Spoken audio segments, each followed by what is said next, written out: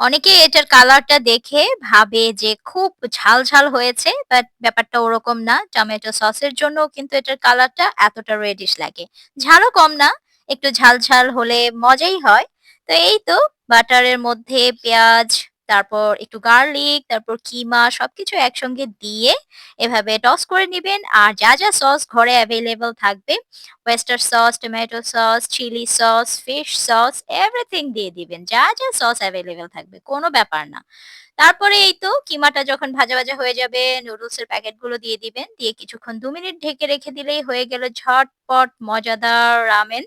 আর রামেনের যে সসগুলো থাকে সেগুলো একটু দিয়ে দিবেন। এতে করে এটার যে টেস্টটা এবং ফ্লেভারটা একটু ডিফারেন্ট আসে। খুবই মজা হয়। হার্বস গুলো তো আমার দারুণ পছন্দ।